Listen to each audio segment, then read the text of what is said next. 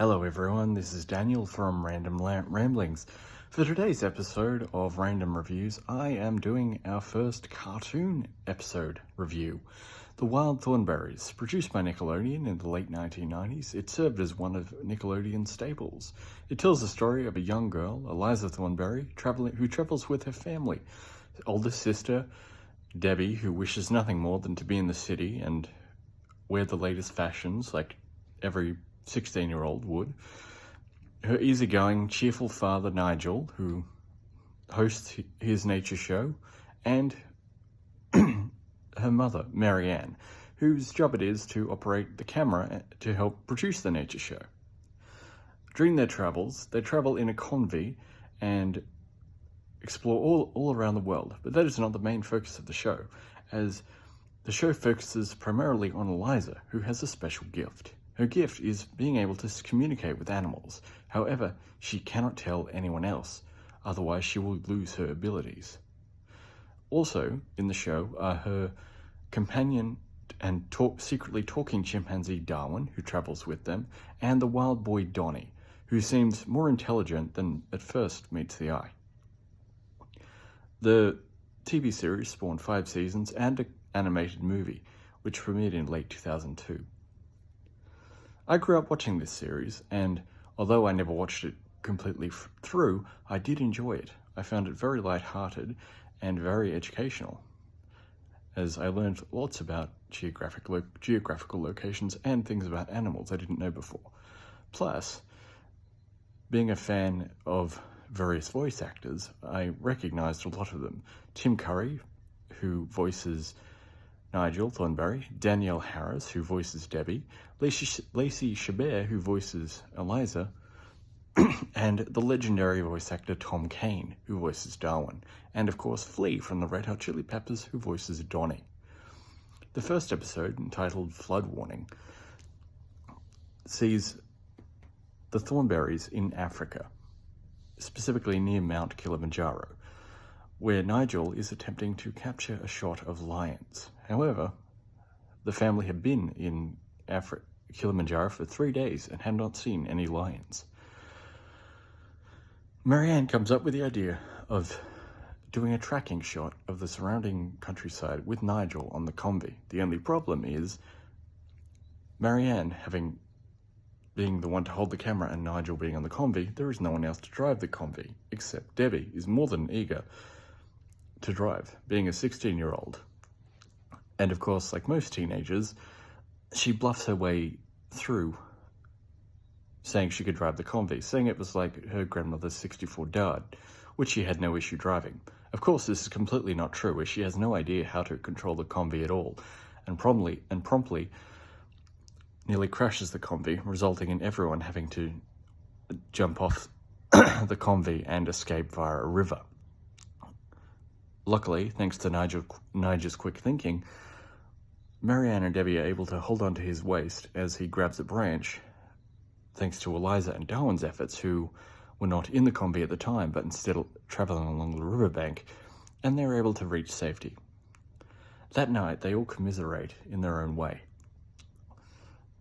Nigel attempting to build a cabalito, which Marianne and Eliza think is a hut of some type, and Debbie, enduring the silent treatment from her mother, feels guilty for losing the convoy, even though she won't admit it.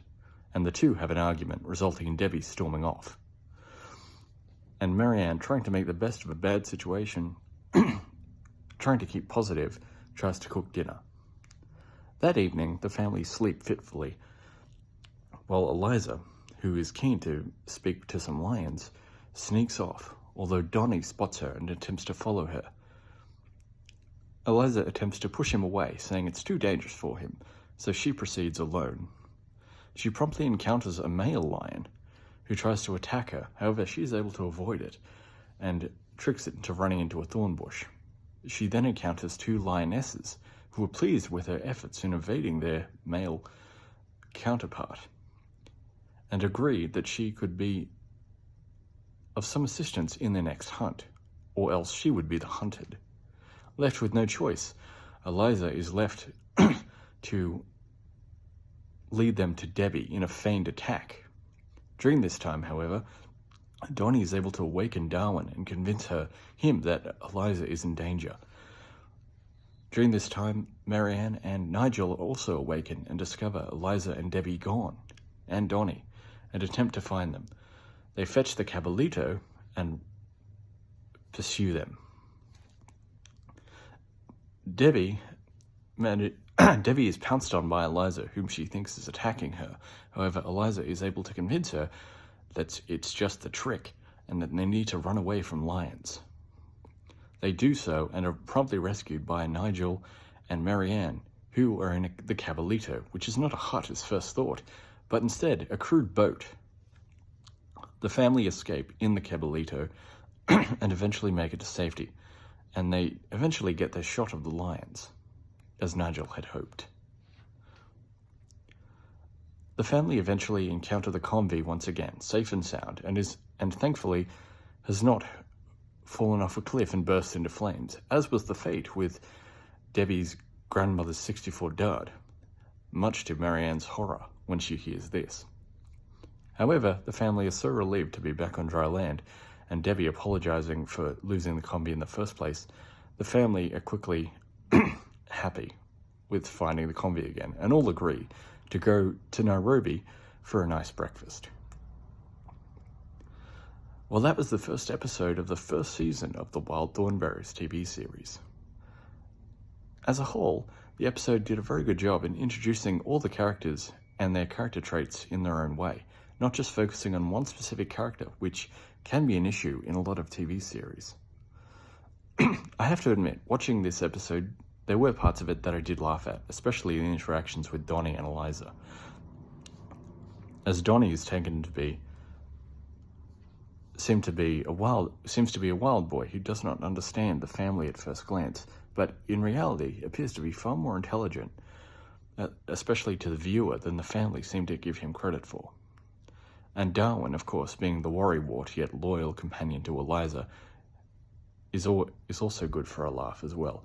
And Debbie's constant angst and complaining, in contrast with Eliza's hopeful idealism and love being out in nature, is a brilliant contrast and parallel.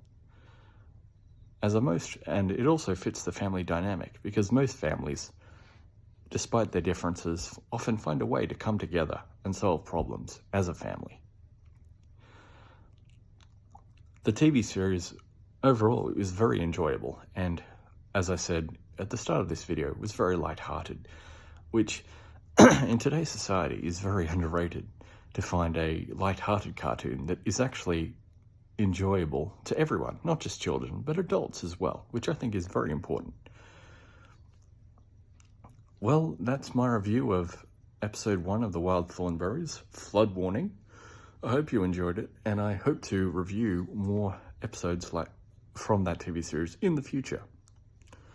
Just a quick channel update as well. Being that it is Halloween, I plan on reviewing Rob Zombie's 2007 remake of the original Halloween, as quite a number of people, I'm sure, will want to review the original. However, I like to do things a little differently and not do what's popular, but what I think is maybe considered underrated by some.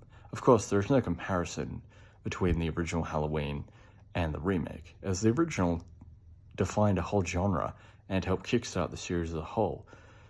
So it would be an injustice to compare the two series as a whole. But the remake as well has its own moments to shine. So it's for that reason that I'll be reviewing Halloween 2007, the Rob Zombie reimagining of Halloween in its own right. But that will be later this month. Also, in the spirit of Halloween, I will also be reviewing Hellraiser, the original film, to kickstart that series at a later time as well. Well, that's all we have time for today. I hope you enjoyed this review of The Wild Thornberrys, Flood Warning, and I hope to see you again next time. Please like this video if you enjoyed it. Please leave a comment if there is anything special you would like to hear me review, and leave a comment if you have anything to say. Otherwise, have a great day or night wherever you are watching this.